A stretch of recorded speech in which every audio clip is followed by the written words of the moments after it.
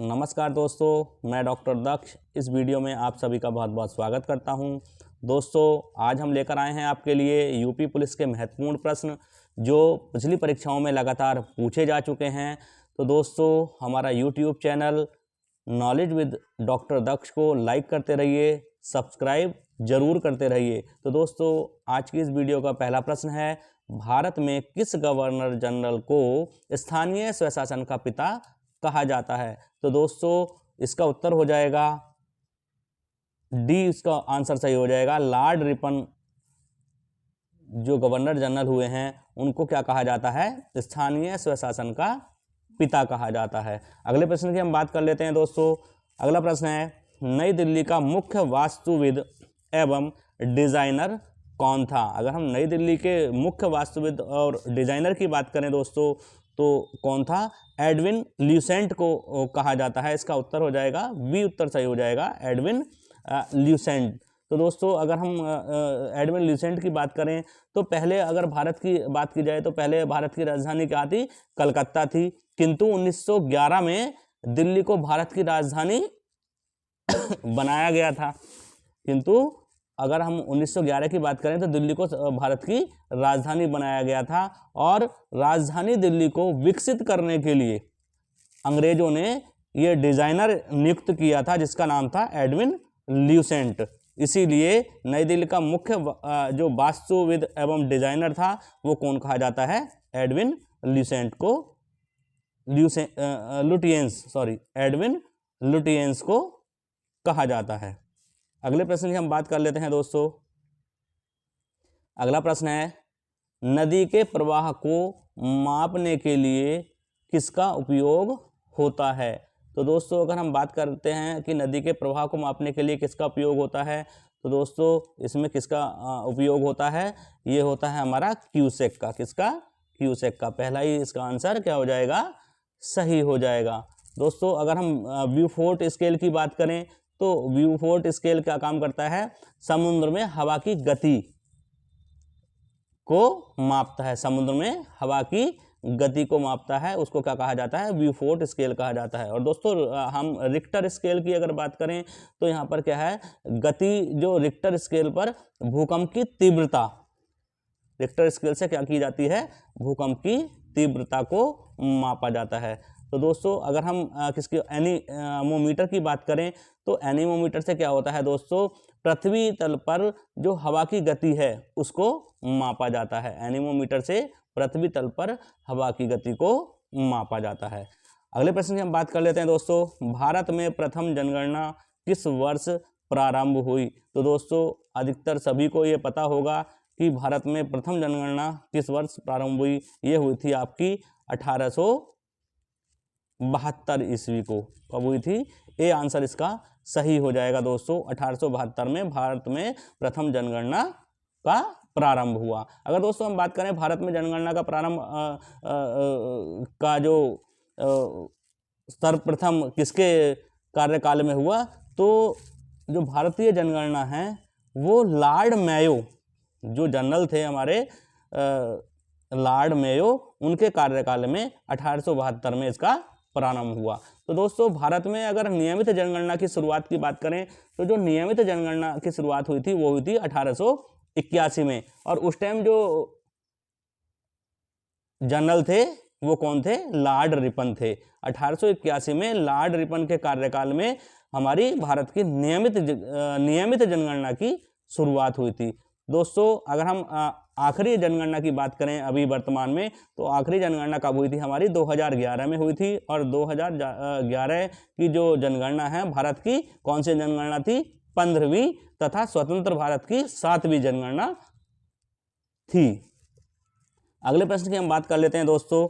अगला प्रश्न है हमारा, गोल्डन पेन ऑफ फ्रीडम पुरस्कार किससे संबंधित है? तो दोस्तों, अगर हम बात करें गोल्डन पेन ऑफ फ्रीडम पुरस्कार किससे संबंधित है तो दोस्तों ये है आपका पत्रकारिता से, अंतर्राष्ट्रीय पत्रकारिता से संबंधित है दोस्तों। इसको जो कब प्रारंभ किया गया? सन 1961 में। कब प्रारंभ किया गया? 1961 में। तो अगले प्रश्न की हम बात कर लेते हैं दोस्तों। क्रीमी लेयर संबंधित है अगर हम क्रीमी लेयर की बात करें, क्रीमी लेयर शब्द किससे संबंधित है, तो दोस्तों इसमें आंसर हो जाएगा आपका क्या हो जाएगा, क्रीमी लेयर किससे संबंधित है, सामाजिक एवं आर्थिक हालात से। तो बी आंसर इसका क्या हो जाएगा, सही हो जाएगा। दोस्तों क्रीमी लेयर शब्द 1971 में सत्तानाथन आयोग ने दिया था, जो सामाजिक और आर्थिक, किससे, सामाजिक और आर्थिक हालात से संबंधित है। दोस्तों इस शब्द का प्रयोग अन्य पिछड़ा वर्ग के तथा अमीर और शिक्षित परिवारों के लिए किया जाता है या फिर किया गया था। अगले प्रश्न की हम बात कर लेते हैं दोस्तों, दक्षिणी गोलार्ध में सबसे छोटा दिन कब होता है। तो दोस्तों दक्षिणी गोलार्ध में सबसे छोटा दिन कब होता है, तो दोस्तों हम बात कर रहे हैं इसकी 21 जून को। बी आंसर इसका क्या हो जाएगा, सही हो जाएगा कि 21 जून को दक्षिणी गोलार्ध में सबसे छोटा दिन होता है। और दोस्तों अगर हम सबसे बड़े दिन की बात करें तो 21 जून को तो हम बात कर रहे हैं दक्षिणी गोलार्ध में दिन सबसे छोटा होता है, तथा उत्तरी गोलार्ध में दिन सबसे बड़ा होता है। 21 जून को ही उत्तरी गोलार्ध में दिन क्या होता है, बड़ा होता है, जबकि दक्षिण गोलार्ध में दिन ये सबसे छोटा होता है। दोस्तों 21 जून की स्थिति को क्या कहा जाता है, कर्क संक्रांति के नाम से भी जाना जाता है। दोस्तों किसके नाम से, कर्क संक्रांति के नाम से भी जाना जाता है। अगले प्रश्न की हम बात कर लेते हैं दोस्तों, किस सिख गुरु ने आदि ग्रंथ संकलित किया है। दोस्तों इसका उत्तर हो जाएगा सी, उत्तर इसका सही हो जाएगा, गुरु अर्जुन देव ने। तो दोस्तों अगर हम बात करें गुरु अर्जुन देव की, तो ये सिखों के 5वें गुरु थे और इन्होंने अमृतसर एवं संतोष नगर तालाब की क्या की थी, इन्होंने उसका बनवाया था। उसको किसको बनवाया था, इन्होंने अमृतसर एवं संतोष नगर तालाब को बनवाया था।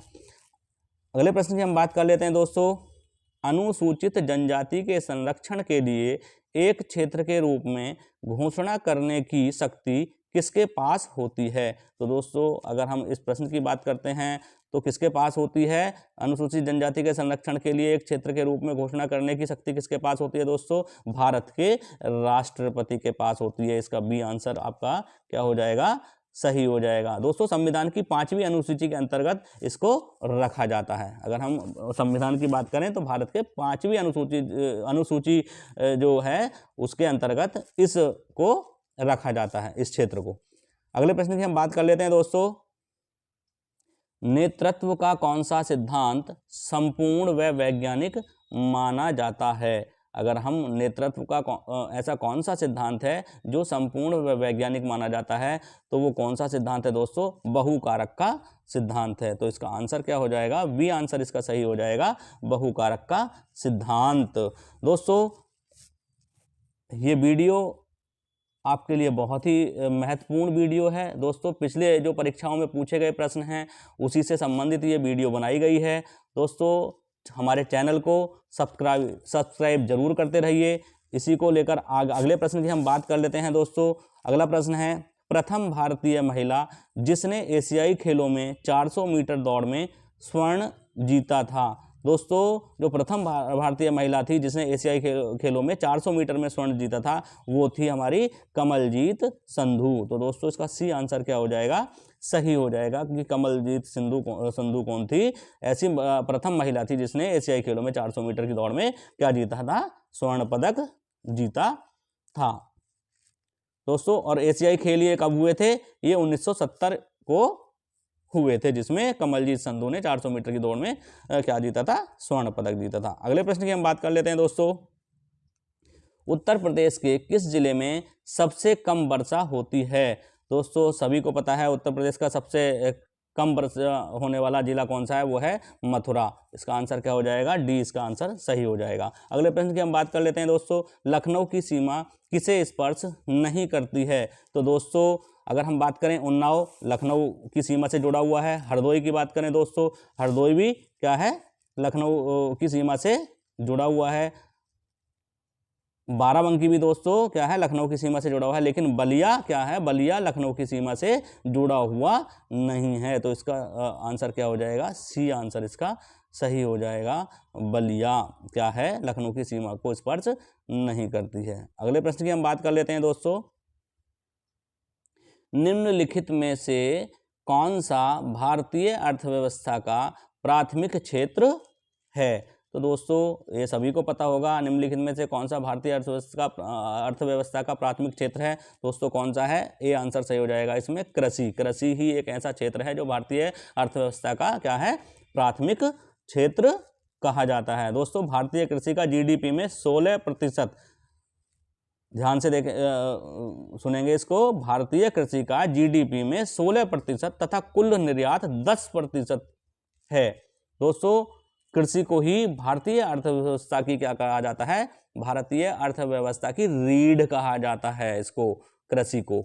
अगले प्रश्न की हम बात कर लेते हैं दोस्तों। यहाँ पर भारत का प्रथम ऐसा निर्माणाधीन हवाई अड्डा जहां कार्बन उत्सर्जन शुद्ध रूप से शून्य होगा, जिसका निर्माण कार्य 2024 तक पूर्ण कर लिया जाएगा। तो दोस्तों ये सभी को पता है, इसका आंसर क्या हो जाएगा कि जो नोएडा का अंतर्राष्ट्रीय हवाई अड्डा है उसको क्या कहा गया है इन्होंने? भारत का प्रथम ऐसा निर्माणाधीन हवाई अड्डा है जहां कार्बन उत्सर्जन क्या होगा? शुद्ध रूप से 0 होगा, शून्य होगा, और जिसका निर्माण कब पूरा हो जाएगा? 2024 के अंत तक इसको पूरा कर लिया जाएगा। तो इसका आंसर क्या हो जाएगा? नोएडा अंतर्राष्ट्रीय हवाई अड्डा। यह दुनिया या हम विश्व की बात करें, यह विश्व का चौथा तथा एशिया का सबसे बड़ा हवाई अड्डा है दोस्तों।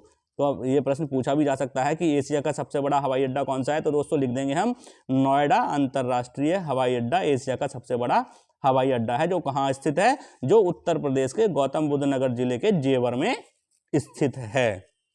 अगले प्रश्न की बात कर लेते हैं दोस्तों। हेमिस गोम्पा नामक मठ कहाँ स्थित है?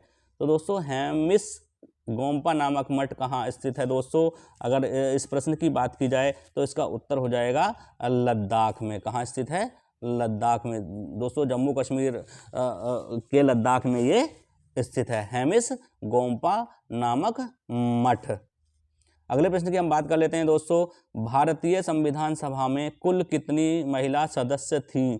दोस्तों परीक्षा की दृष्टि से बहुत ही महत्वपूर्ण प्रश्न है कि भारतीय संविधान सभा में कुल कितनी महिला सदस्य थीं? तो दोस्तों इसका सी आंसर सही हो जाएगा 15 महिलाएं क्या थीं भारतीय संविधान सभा में? वो सदस्य के रूप में उनको रखा गया था। अगले प्रश्न की हम बात कर लेते हैं दोस्तों। अगला प्रश्न है सार्क की प्रथम बैठक कहाँ हुई थी? दोस्तों सबको पता होना चाहिए सार्क की प्रथम बैठक कहाँ हुई थी। ये बैठक हुई थी ढाका बांग्लादेश में। तो इसका प्रश्न पहला ही इसका उत्तर सही हो जाएगा, ढाका बांग्लादेश में क्या हुआ था? सार्क की प्रथम बैठक हुई थी। दोस्तों ये बैठक जो हुई थी सार्क की, तो अगर हम सार्क की स्थापना की बात करें, सार्क की स्थापना कब हुई थी? 1985 में हुई थी। और इस समय इसमें कितने देश हैं? 7 देश हैं। जो कौन से देश हैं सार्क के? बांग्लादेश है, भूटान है, मालदीव है, भारत है, पाकिस्तान है, नेपाल है और श्रीलंका। दोस्तों पहले 7 थे लेकिन अब कब कितने हो गए हैं? 8 हो गए हैं। जो अभी अफगानिस्तान को 14वें शिखर सम्मेलन 2007 में क्या किया गया है? अफगानिस्तान को जोड़ा गया है। और दोस्तों सार्क की अगर हम बात करें, सार्क का जो मुख्यालय है वो कहाँ है? नेपाल में है दोस्तों। कहाँ है? नेपाल में। अगले प्रश्न की हम बात कर लेते हैं दोस्तों।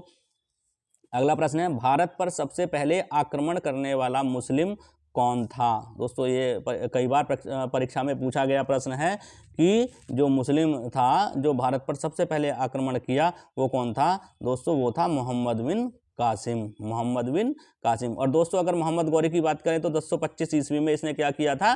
सबसे पहले सोमनाथ पर आक्रमण किया था। जो सोमनाथ मंदिर है भारत का, उस पर आक्रमण किया था मोहम्मद गौरी ने सबसे पहले 1925 ईस्वी को। अगले प्रश्न की हम बात कर लेते हैं दोस्तों। संविधान सभा का 52वां संशोधन किससे संबंधित है? दोस्तों बहुत ही महत्वपूर्ण प्रश्न है परीक्षा की दृष्टि से कि संविधान का 52वां संशोधन किससे संबंधित है? दोस्तों ये है दल बदल से। इसका उत्तर हो जाएगा ए, उत्तर सही हो जाएगा इसका दल बदल से। दोस्तों 52वें संविधान संशोधन में कहा गया था कि कोई भी प्रत्याशी अगर जीत कर आता है या जीतता है तो वो कहीं भी किसी भी प्रकार से दूसरे दल में नहीं जा सकता। इसलिए एक संशोधन किया गया संविधान में कि कोई भी दल नहीं बदल सकता, कोई भी प्रत्याशी। उसको 52वां संशोधन कहा जाता है। अगले प्रश्न की हम बात कर लेते हैं दोस्तों। उत्तर प्रदेश में शेर सफारी कहाँ स्थित है? दोस्तों सभी को पता होगा, इससे पहली वीडियो में भी हमने बताया था कि उत्तर प्रदेश में लायन सफारी या फिर शेर सफारी कहाँ स्थित है दोस्तों, वो स्थित है आपका इटावा में। तो इसका डी आंसर क्या हो जाएगा? बिल्कुल सही हो जाएगा। अगले प्रश्न की हम बात कर लेते हैं दोस्तों कि रक्त लाल दिखाई देने का क्या कारण होता है? दोस्तों सभी को पता है रक्त लाल किसके कारण से दिखाई देता है? हीमोग्लोबिन के कारण दिखाई देता है रक्त लाल। तो इसका डी आंसर क्या हो जाएगा आपका? बिल्कुल सही हो जाएगा दोस्तों। अगले प्रश्न की हम बात कर लेते हैं दोस्तों। अगला प्रश्न है हमारा, किसी स्थान की आर्द्रता जानने के लिए निम्न में से किसका उपयोग किया जाता है? दोस्तों किसी स्थान की आर्द्रता जाननी है हमें, तो उसके लिए किसका उपयोग किया जाएगा दोस्तों? वो उसका किया जाएगा हमारा हाइग्रोमीटर। तो इसका आंसर क्या हो जाएगा? हाइग्रोमीटर हो जाएगा। दोस्तों अगर हम पायरोमीटर की बात करें तो पायरोमीटर से क्या होता है? सतह का तापमान मापने का काम करता है। ये क्या करता है? सतह का तापमान मापने का काम कौन करता है? पायरोमीटर करता है दोस्तों। अगर हम बात करें हाइड्रोमीटर की, हाइड्रोमीटर क्या है दोस्तों? ये हाइड्रोमीटर से द्रवों का आपेक्षिक घनत्व मापा जाता है दोस्तों। और पायरोमीटर की अगर हम बात करें दोस्तों तो सतह का तापमान मापने के काम ये आता है। और हाइग्रोमीटर की बात करें दोस्तों, ये क्या है? किसी स्थान की आर्द्रता जानने के लिए प्रयोग किया जाता है। अगर हम बात करें दोस्तों पेरिस्कोप की, पेरिस्कोप क्या है? तो दोस्तों पेरिस्कोप एक प्रकार का क्या है? उपकरण है जो पनडुब्बियों में लगाया जाता है। और जब पनडुब्बियाँ डूब जाती हैं पानी के अंदर, तो इस पेरिस्कोप से दूर दूर तक पनडुब्बियों में देखा जा सकता है दोस्तों। अगले प्रश्न की हम बात कर लेते हैं दोस्तों। यहाँ पर अगला प्रश्न है हमारा, खाद्य दानों के संरक्षण हेतु निम्न में से किसका प्रयोग किया जाता है? तो दोस्तों किसका प्रयोग किया जाता है? सोडियम बेंजोएट का किया जाता है। तो इसका उत्तर सही हो जाएगा, डी उत्तर सही हो जाएगा, सोडियम बेंजोएट। दोस्तों इसका अगर हम सूत्र की बात करें सोडियम बेंजोएट की, तो क्या है? NaC7H5O2, NaC7H5O2 इसका क्या है? सोडियम बेंजोएट का सूत्र है, रासायनिक सूत्र है। अगले प्रश्न की हम बात कर लेते हैं दोस्तों। भाषा के आधार पर राज्यों का पुनर्गठन किस वर्ष किया गया था? दोस्तों भाषाओं के आधार पर जो राज्यों का पुनर्गठन किया गया था वो किया गया था आपका 1956 ईस्वी को किया गया था। इसका आंसर क्या हो जाएगा? 1956 ईस्वी, डी आंसर इसका सही हो जाएगा। दोस्तों इसके अंतर्गत 14 राज्यों एवं 6 संघ राज्य क्षेत्रों का गठन भी किया गया था। दोस्तों अगर आपको वीडियो पसंद आ रही हो तो चैनल को हमारे सब्सक्राइब जरूर करते रहें। अगले प्रश्न की हम बात करते हैं दोस्तों, प्रत्येक वर्ष कितने नोबेल पुरस्कार दिए जाते हैं? दोस्तों बहुत ही इंपॉर्टेंट प्रश्न है, प्रत्येक वर्ष कितने नोबेल पुरस्कार दिए जाते हैं? दोस्तों सभी को पता होना चाहिए, सी आंसर इसका सही हो जाएगा। 6 नोबेल पुरस्कार प्रत्येक वर्ष दिए जाते हैं। दोस्तों आपको पता है जो स्वीडिश वैज्ञानिक हुए हैं अल्फ्रेड नोबेल, उनकी स्मृति में नोबेल पुरस्कार दिया जाता है। दोस्तों पहले भी वीडियो में हम बता चुके हैं कि नोबेल पुरस्कार किसके उपलक्ष्य में दिया जाता है, किसकी स्मृति में दिया जाता है? अल्फ्रेड नोबेल एक साइंटिस्ट हुए हैं जिन्होंने क्या किया था? डायनामाइट का आविष्कार किया था। उनके स्मृति में ही क्या किया जाता है? नोबेल पुरस्कारों को दिया जाता है दोस्तों। और इस पुरस्कार की शुरुआत की बात करें तो किसने की? अल्फ्रेड वन हार्ड नोबेल ने सन 1901 में की थी दोस्तों। अगले प्रश्न की हम बात कर लेते हैं दोस्तों। यहाँ पर जापान में होन्शु नामक द्वीप किसके लिए प्रसिद्ध है? बहुत ही महत्वपूर्ण प्रश्न है परीक्षा की दृष्टि से दोस्तों ये। जापान में होन्शु नामक द्वीप किसके लिए प्रसिद्ध है? तो दोस्तों ये किसके लिए प्रसिद्ध है? तेल के लिए प्रसिद्ध है। तो सी आंसर इसमें क्या हो जाएगा? सही हो जाएगा। और यह दोस्तों यह जापान का सबसे बड़ा तथा क्या है? विश्व का 7वां सबसे बड़ा द्वीप कहा जाता है दोस्तों, जिसको हम क्या कहते हैं? होन्शु नामक द्वीप कहते हैं दोस्तों। अगले प्रश्न की हम बात कर लेते हैं दोस्तों। जल्लीकट्टू खालिस्तान के साथ जुड़ा हुआ है। दोस्तों जल्लीकट्टू किसके साथ जुड़ा हुआ है? ये पोंगल नामक त्यौहार होता है दोस्तों, उसके द्वारा ये जुड़ा हुआ होता है। तो इसका आंसर हो जाएगा डी आंसर सही हो जाएगा इसमें, पोंगल। अगले प्रश्न की बात कर लेते हैं दोस्तों। सुपरसोनिक स्पीड मापने का यूनिट क्या है? दोस्तों सुपरसोनिक स्पीड मापने का जो यूनिट है वो क्या है? मैक है। इसमें पहला ही आंसर सही हो जाएगा। अगले प्रश्न की हम बात कर लेते हैं दोस्तों। इस वीडियो का अंतिम प्रश्न, वर्ल्ड वाइड वेब का आविष्कार किसने किया था? दोस्तों आपने सबने नेट चलाते हो सब लोग, देखा होगा www आप लिखते हो, उसको क्या कहते हैं? वर्ल्ड वाइड वेब कहते हैं दोस्तों। और इसका आविष्कार किसने किया था? इसका आविष्कार किया था दोस्तों टिम बर्नर्स ली ने। पहला ही आंसर इसका सही हो जाएगा। दोस्तों ये वीडियो आप सभी को कैसा लगा हमें कमेंट करके ज़रूर बताएं। दोस्तों हमारे चैनल को सब्सक्राइब ज़रूर करते रहें। दोस्तों इसी के साथ आपसे विदा लेते हैं। नमस्कार, जय हिंद, जय भारत।